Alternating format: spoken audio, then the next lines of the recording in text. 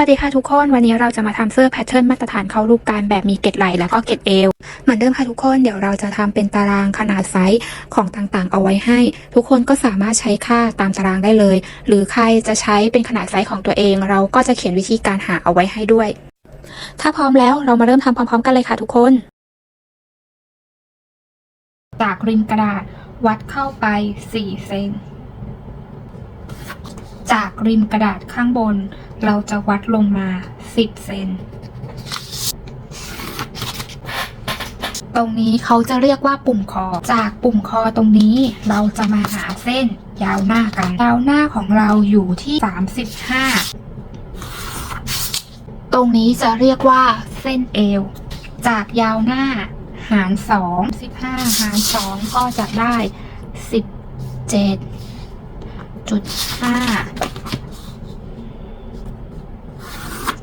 ก็จะได้เส้นอกต่อไปจากเส้นจุดคอ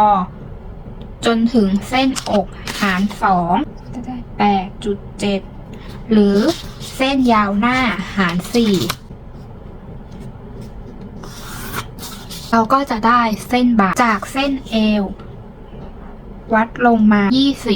20จาก20เราแบ่งครึ่งก็จะได้10ตรงนี้สะโพกบนตรงนี้สะโพกล่างนะทุกคนต่อไปเราจะมาหาเส้นกลางหลังโดยเราจะใช้สะโพกล่างหาร2บวก10ของเรานะได้57เราก็จะขีดเส้นออกไปเลยบนก็เหมือนกันก็ขีดเส้นมาตรงเลยเราก็จะได้เส้นกลางหลังส่วนตรงนี้เราจะเขียนเอาไว้ว่าเป็นเส้นกลางหน้านะต่อไปจากจุดคอตรงนี้วัดเข้าไป 6.5 แล้ววัดขึ้นมา7 เซนติเมตรจากจุดคอตรงนี้เราจะวัดเข้าไปเท่ากับไหล่กว้างหาร2ก็จะได้19เราจะวัดจากเส้นไหล่ตรงนี้ขึ้นไป3 เซนและเราก็จะตีเส้นเราก็จะได้ตะเข็บไหล่เรียบร้อยแล้ววัดเส้นตะเข็บไหล่ได้เท่าไหร่หาร2ของเราวัดได้13หาร2ก็จะได้ 6.5 ก็ติ๊กเอาไว้เราจะพักส่วนนี้เอาไว้ก่อนมาดูรอบอกตัวนี้เราจะบวกรวมอยู่แค่5 เซนนะทุกคนใครที่ชอบรวมก็สามารถเพิ่มไปได้อีกเราจะเอารอบอกบวกรวมก็คือบวก5แล้วก็หาร4ได้เท่าไหร่นะคะเราจะทำชิ้นหน้าใหญ่กว่าชิ้นหลัง1 เซนพอได้ค่าเท่าไหร่แล้วชิ้นหน้าบวกไปอีก1 เซน24.5 อยู่ตรงไหนก็คือติ๊กเอาไว้อย่างนี้ต่อไปมาดูสะโพกล่างก่อนนะทุกคนสะโพกล่างเราจะบวกรวมตรงนี้นะก็คือสะโพกล่างเราจะบวกรวมอยู่แค่ 2.5 หาร4ชิ้นหน้าเราจะทำใหญ่กว่า1 เซนเราก็จะวัดออกไปก็คือ 25.1 แล้วเราก็จะขีดเส้นจากเส้นอกมาถึงเส้นสะโพกล่างทีนี้เรามาดูก่อนตรงรอบอกตรงนี้เรามาดูอกห่างก่อนว่าอกห่างเราได้เท่าไหร่อกห่างหาร2นะคะแล้วก็ติ๊กเอาไว้ตรงนี้มาดูตรงนี้จุดคอต่อไปเราจะมาดูอกสูงได้เท่าไหร่เราก็จะวัดลงมาให้อยู่ตรงเส้นนี่อันนี้เราจะขีดเบาๆก่อนนะให้มาอยู่ตรงเส้นที่เราวัดออกไปตรงอกห่างอกสูงของเราอยู่20นี่ต้องให้มาชนกับเส้นอกห่างของเรานะอกห่างไม่ว่ามันจะอยู่ข้างบนหรือข้างล่างก็แล้วแต่ของเราก็จะอยู่นี้เราจะติ๊กเอาไว้นะ20เราจะขีดเส้นเอาไว้ตรงนี้คือ อกสูงเดี๋ยวเราจะมาหาเกล็ดเอวกันจากสะโพกล่างแล้วก็สะโพกบนเราแบ่งครึ่งตรงนี้แล้วก็ขีดเอาไว้ก่อนและเราก็จะวัดเข้าไป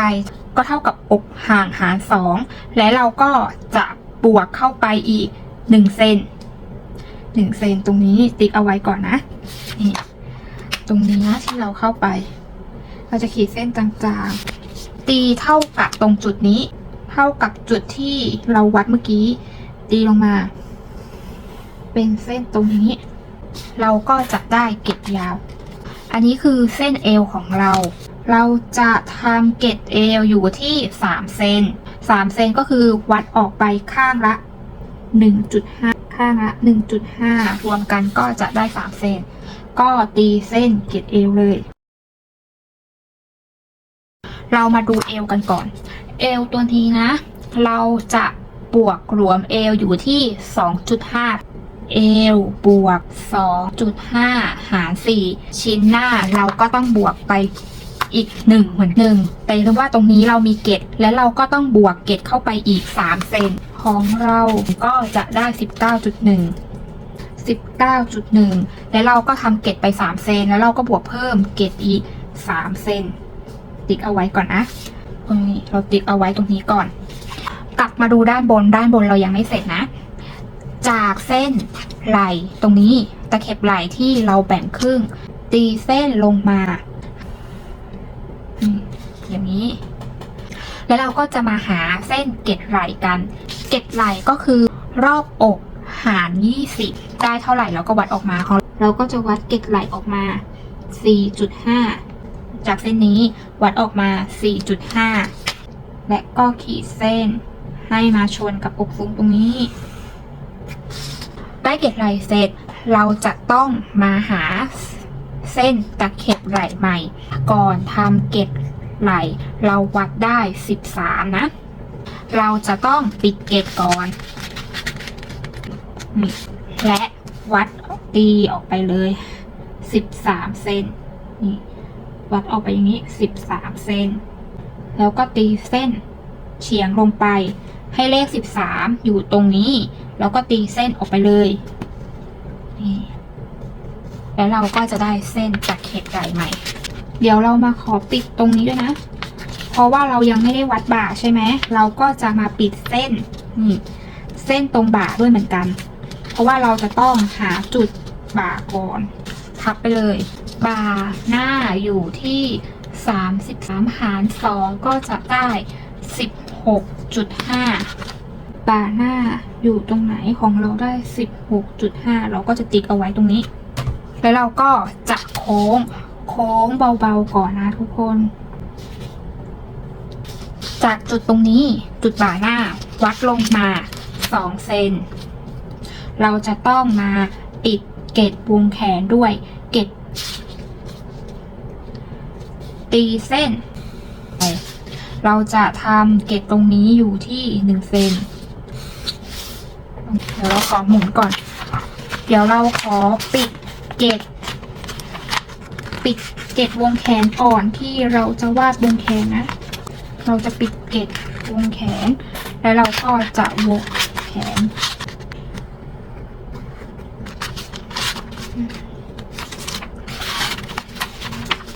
เราจะตีเส้นเอาไว้คร่าวๆก่อนแล้วก็วัดวงแขนว่าได้เท่าไหร่วัดวงแขนให้เว้นเกล็ดเอาไว้นะหรือว่าปิดเกล็ดก็ได้วงแขนด้านหน้าเราได้ 21.5 ติ๊กเอาไว้ก่อนและเราก็จะมาทำด้านหลังกันนะจากนี่จุดนี้เราจะวัดขึ้นมา5 เซนวัดออกมาตรงนี้คือ7 เซนและจะตีขึ้นไปอีก2 เซนจากจุดนี้วัดออกมาไหล่กว้างหาร2ก็คือ 19.1 ใครได้เท่าไหร่ก็วัดออกมาตามนั้นนะทุกคน19แล้วก็บวกไปอีก1 เซนจะวัดขึ้นมา4 เซนแล้วก็ขีดเส้นตะเข็บไหล่เส้นตรงนี้มันเลยมาทุกคนไปดูอย่าไปดูนะเราจะพักเอาไว้ก่อนเราจะมาดูสะโพกก่อนเนาะเป็นสะโพกล่างบวก2จุดหาร4ชิ้นหน้าเราบวกไปแล้วชิ้นหลังเราก็ต้องลบ1ได้เท่าไหร่ก็วัดออกมาของเราก็จะได้ 23.1 มาดูรอบอก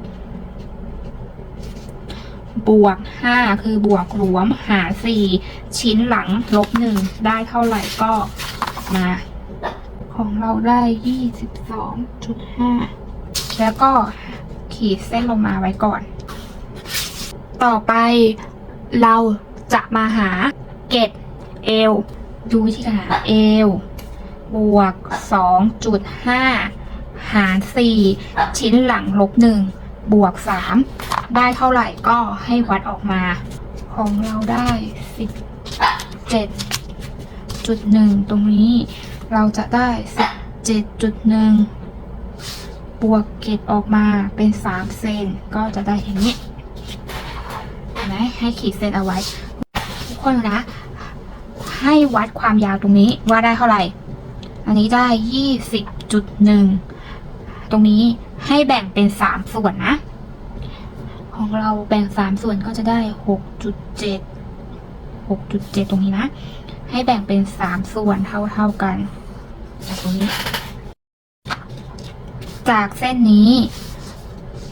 วัดออกมา3 เซนเท่ากับความกว้างของเกล็ดและเราก็จะแบ่ง3 เซนความกว้างของเกล็ดก็จะได้ 1.5 ความยาวเกล็ดเราจะมาดูความยาวเกล็ดนะจากสะโพกล่างและสะโพกบนหาร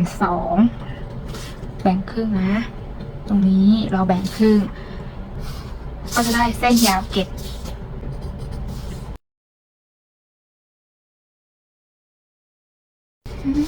เราจะกลับมาที่เส้นไหล่ของเราก่อนนะ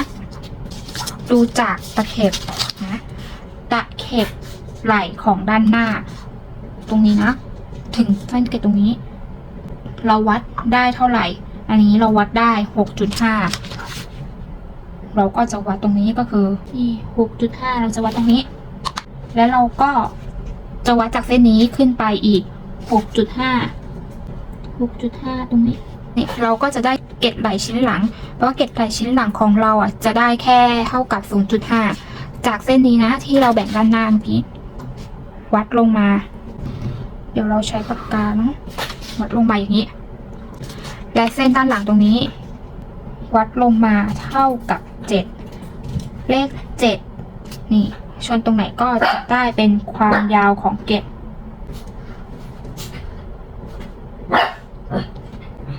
นี่คือปลายเกล็ดและเราก็จะได้เกล็ดไหล่จากเส้นบ่ากับเส้นอกวัดได้เท่าไหร่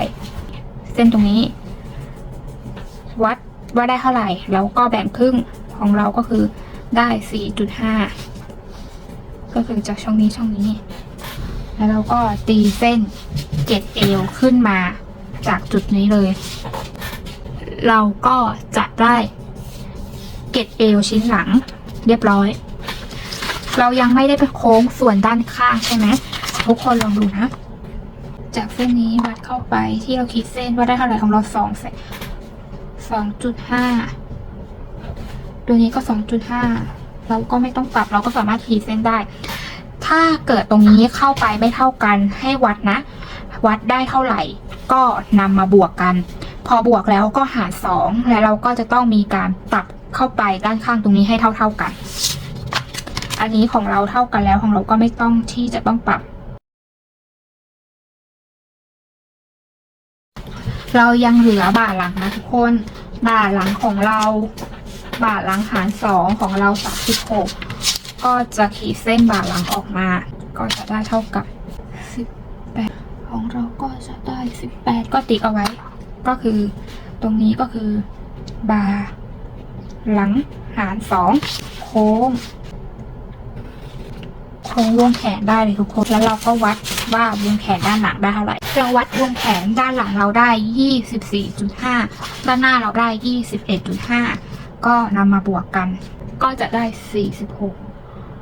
ก็ลองมาดูหลักแร้เราอยู่ที่41บวกรวม6ได้บวกรวมแล้วต้องได้47แต่เราได้46ห่างกันแค่1 เซนเราก็ปรับผ่านนะเราจะไม่มาปรับวงแขนแล้วใครที่วงแขนห่างกันมากก็สามารถปรับลงหรือปรับขึ้นได้อันนี้เราก็ผ่านเราก็จะไม่มีการปรับเดี๋ยวเราจะมาทำแขนเสื้อกัน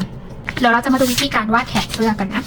เราจะใช้เป็นตารางค่าเฉลี่ยหัวแขนเสื้อกันโดยอ้างอิงจากตัวที่เป็นวงแขนเสื้อของแพทเทิร์นของเราวงแขนเสื้อของแพทเทิร์นอยู่ที่46ก็ จะมาดูตารางว่า46เราจะใช้ค่าเฉลี่ยที่เอามาทำแขนเสื้ออยู่ที่เท่าไหร่ของเราจะใช้อยู่ที่ 8.75 ใครวัดวงแขนเสื้อได้เท่าไหร่ก็มาดูตามตารางนี้ให้ใช้ค่าตามตารางนี้นะแล้วก็วัดจากตรงนี้จุดนี้ออกมาก็คือ 8.75 ตรงนี้เราใช้เป็นค่าเฉลี่ยหัวแขนเสื้อตามตาราง จากจุดนี้เราจะวัดขึ้นมา 3.5 จากตรงนี้เราจะแบ่งเป็น3ส่วนเท่ากันแล้วก็ขีดเส้นลงมาตรงนี้นะเราจะวัดลงมา 1.5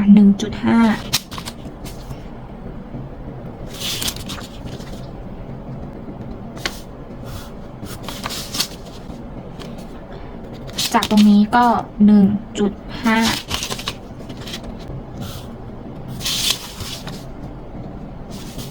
แล้วเราก็จะขีดเส้นจะได้แบบนี้ จากตรงนี้วัดได้เท่าไหร่ให้หาร3เราวัดได้10.5 หาร3ก็จะได้ 3.5 แบ่งตรงนี้เป็น3ส่วนเท่ากันเราจะใช้ส่วนนี้วัดขึ้นไป2เซนตรงนี้เหมือนกันวัดได้เท่าไหร่11 ครึ่งหาร3ตรงนี้ก็แบ่งเป็น3ส่วนเท่ากันเราจะใช้จุดนี้นะวัดขึ้นมา 1.5 ตรงนี้ก็เหมือนกันวัดได้เท่าไหร่เราได้ 11.5 ก็จะใช้ 3.8 ตรงนี้ก็แบ่งเป็น3ส่วนเท่ากันวัดขึ้นมา1เซนตรงนี้วัดขึ้นมา1เซนตรงนี้เหมือนกันวัดได้เท่าไหร่ตรงนี้ก็แบ่งเป็น3ส่วนเหมือนกันวัดขึ้นมา 1.5 เราก็จะมาโค้งหัวแขนกัน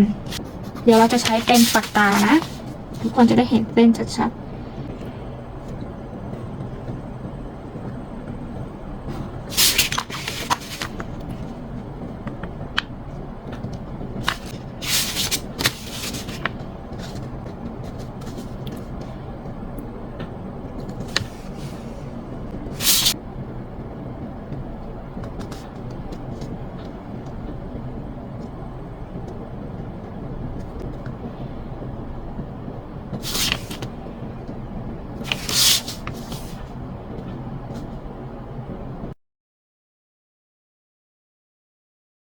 เราจะพับตามเส้นนี้นะเพื่อที่จะคัดรอบ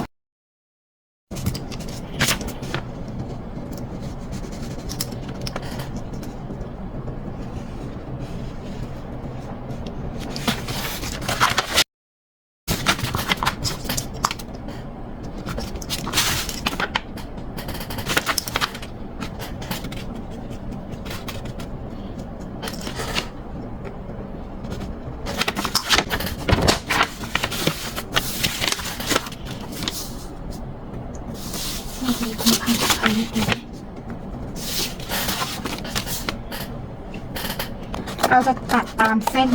รอยที่เราคัดลอกออกมาเลยนะทุกคนมันอาจจะมองไม่เห็นนะในกล้องอันนี้เราตัดออกมานะเราจะมาดูแขนยาวกันนะแขนยาวของเราอยู่ที่52เราก็จะวัดแขนยาวลงมาก็คือนี้52เลยปลายแขนของเราอยู่ที่16เราจะบวกหลวมปลายแขนไปที่6เซนปลายแขนเราอยู่ที่16บวก6ก็จะได้22เท่านั้นว่าเราจะต้องวัดออกมาก็คือข้างละ11 4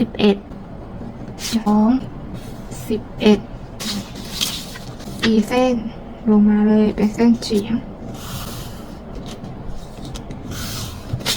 เราจะเขียนตรงนี้ก็คือด้านหน้าด้านหลังเราจะมาวัดแขนเสื้อกับวงแขนกันเราต้องติดเก็บก่อนเอาด้านหน้าก่อนเนาะดูนะทุกคนอันนี้คือด้านหน้านะเรากำลังวนด้านหน้าอยู่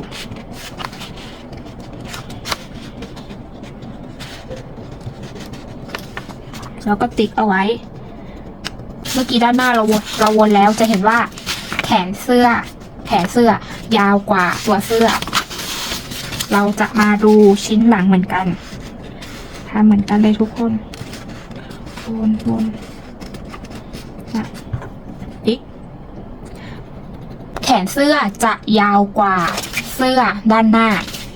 ส่วนด้านหลังแขนเสื้อเราจะสั้นกว่าตัวเสื้อด้านหลัง เพราะว่าเรามีการปรับไหล่ชิ้นหลังขึ้นแล้วก็ชิ้นหน้าลงเพื่อไม่ให้เสื้อมันหงายหลัง ตัวนี้ถ้าเกิดรวมกันแล้วหัวเฉลี่ยทั้งด้านหน้าและด้านหลังก็คือวงแขนเสื้อเราเท่ากันเพราะนั้นเราจะไม่มีการปรับวงแขนตัวเสื้อลงหรือวงแขนตัวเสื้อขึ้นอีกแล้วนะอันนี้เราก็ใช้ได้เดี๋ยวเราจะไปตัดชิ้นส่วนเราไปตัดแพทเทิร์นออกมาเรียบร้อยแล้วนะทุกคนเรายังไม่ได้ทำการโค้งคอนะเพราะว่าเดี๋ยวเราจะเอาตัวนี้ไปเป็นแม่แบบสำหรับทำเสื้อแบบต่างๆใครอยากรู้ว่าเราจะเอาแพทเทิร์นนี้ไปทำเป็นเสื้อแบบไหนก็อย่าลืมกดไลค์กดแชร์กดติดตามแล้วพบกันวิดีโอหน้าขอบคุณมากค่ะทุกคน